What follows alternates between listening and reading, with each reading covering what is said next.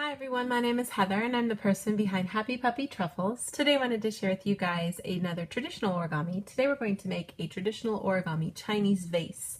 For this origami you just need one piece of origami paper. I'm using a piece of paper that's 15 by 15 centimeters. Before we really get started into a lot of the more complicated folds, there's a lot of pre-folding for this particular origami. Some origamis are kind of like that. So what we want to do is first start off by sectioning off our paper into thirds. So I'm just going to curl my paper around into an S shape, get these edges to line up here, and then cause a little crease. And then I'm just going to use those to help me fold everything here. And I'm just going to start with the color side facing down when I do this, and we're just going to go ahead and fold over.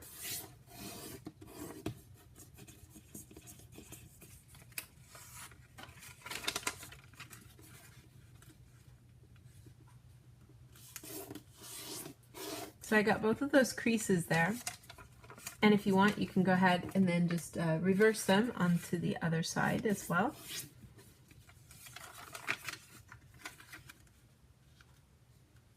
And then I'm just going to find the creases again going the other way. This time it can be a little trickier because I've already kind of got some creases going, but you want to try to find where a third is and then fold over.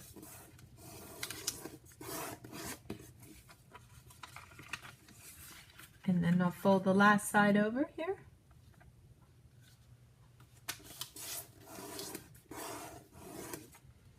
So now I've sectioned my paper off into 9 squares by folding into thirds both ways. Now I'm just going to go ahead and flip everything over here for a second. And what I want to do then is fold the creases again. We've got some of those already done, but I'll do these guys here. We're just going to make sure everything's nice and clean here with those creases going both ways.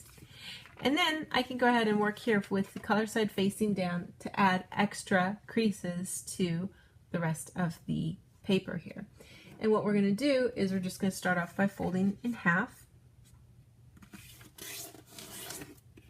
That's going to put a nice crease right in the middle there, and I'll turn things around and do it the other way as well.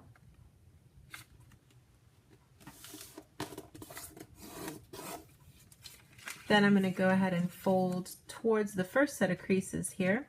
So I'm basically making a center crease in between each of the 3 sections that I had made. Open things up, turn 90 degrees, and do the same thing over here.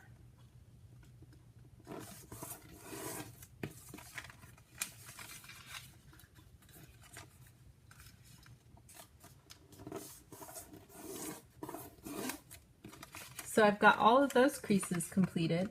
Now I want to go ahead and put another set of creases in to kind of finish things off here now. So I'm going to go ahead and start off by taking over here on this side and folding directly to the crease that you see.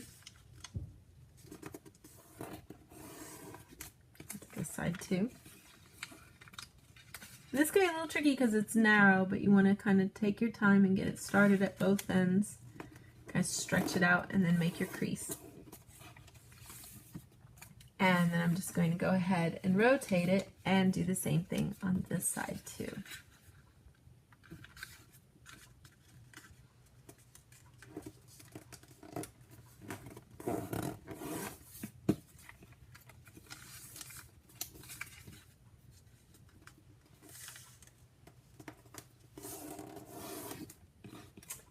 So I've got those creases done, then doubled up on that outer edge there by getting the double crease on the outermost frame. Then what I want to do is I'm going to go ahead and do the same thing in the middle now too, so I can go ahead and fold my paper first to the crease I just made.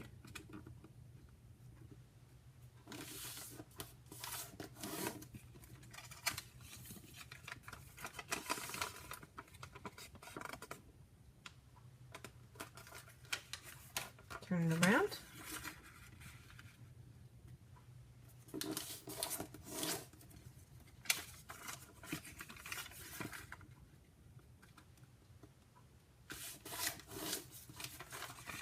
and do it again.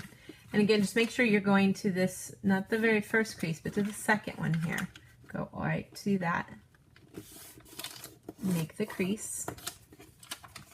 Turn around and do it again. So you wind up doing it 4 times. This is giving you more of the preliminary creases that you need here. We've made it to that part. And then I want to go ahead and get to this other section that you see here. And to do that, I could just fold in here towards the center.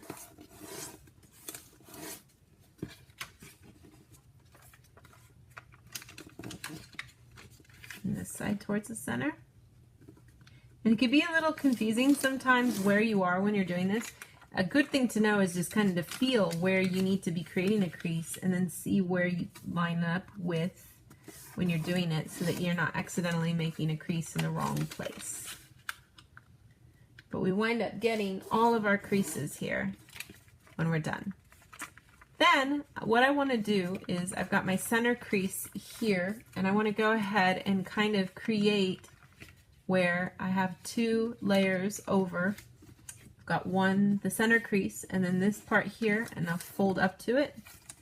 And then I remember my center crease again, and I'm just going to fold up to that as well. And you might need to kind of, you should have that part there good, so we can get that going. And then we're just going to do the same thing here, and it can kind of help to remind yourself of where the center is. Get this to fold up, and this one to fold up too. So that I wind up having something that looks like this. Now I want to go ahead and take the part that you see up here on this color side, and what I'm going to do is I'm going to open this up and pull it down, and when I do this I'm going to be opening up the section that you see here so that I can smush it down to create this triangle shape. And you're not opening down from here, we're opening with the color, so kind of keep that in mind. It's easy to accidentally get the wrong one going here, but what we want to do is smush down to create 2 little triangles here on this point. And I'm just going to repeat that step then for the other sides. And you're just taking again this first section at the top and pulling it down, putting a little pressure on the side, and extending it out so that it can lay flat to become a triangle. I'll do the same thing over here. And we just wind up going around and doing this then for all 4, excuse me. There's 4 of them.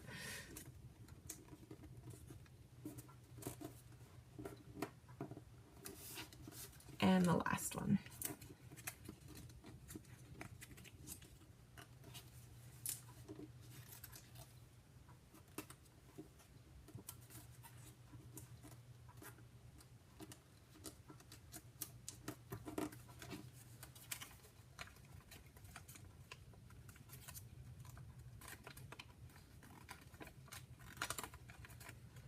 So I've got all of those folded over, and I'm going to turn things over, and what I want to do is take each of these little triangle sections and fold it out. I'm going to do that for each of these sides here.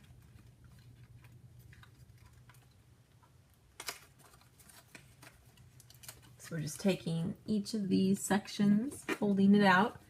And more than anything, you're kind of just pushing things down and actually making a crease because there's so many layers of paper and stuff and you don't want to accidentally kind of make things weird in any way. So we're just going to slowly kind of push down and press down to kind of create a crease as we go around here.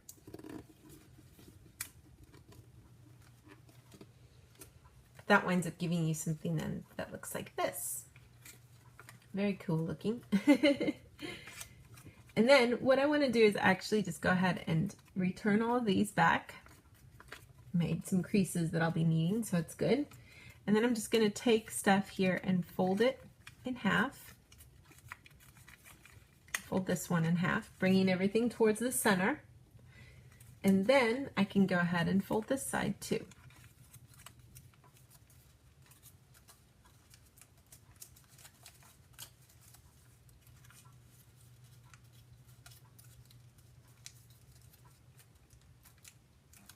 And once I've gotten those kind of creases made, what I'm going to do is with this last set that I folded up, I'm going to tuck them underneath here actually. So we're going to tuck it right underneath this part and this side so that it kind of gets nice and snug right in there with almost these like 3 little petals, if you will. I'll do the same thing on this side too. So just get this part to go in like this. Gives us this nice little sort of clover, if you will.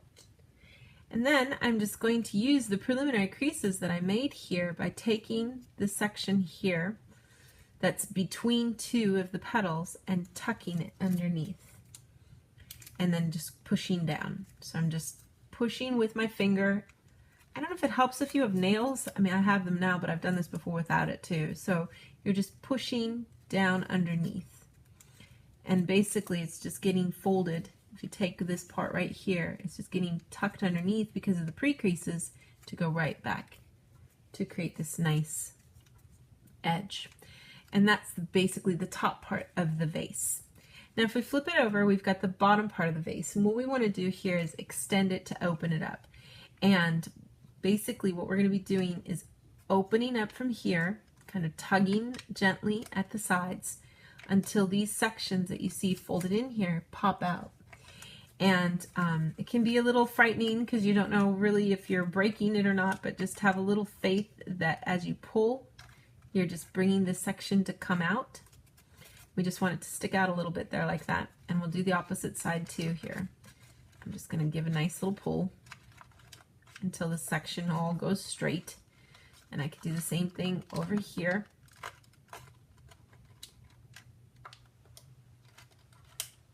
And you just want to pull until you can see it come all the way over.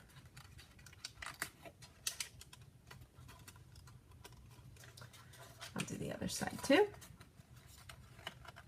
And the last ones can be a little trickier because you've already kind of pulled all the other parts out, but you want to kind of get that extended all the way out. And then we can just sort of clean up these edges as we've pulled them out. I want to make sure they get a nice clean edge here with everything coming together. You can kind of pinch on these parts that stick out to create a nice smooth edge then. And this is the inside here. So I'm just going to, like here it's kind of bubbly and weird. I'm just going to kind of pinch and pull until I can get a nice point where things come together here. And all of it's extended out. And I'll do the same thing on this side. You just go around and pull gently until you can get all of these sides to kind of create a nice little edge for you to the edge of your vase.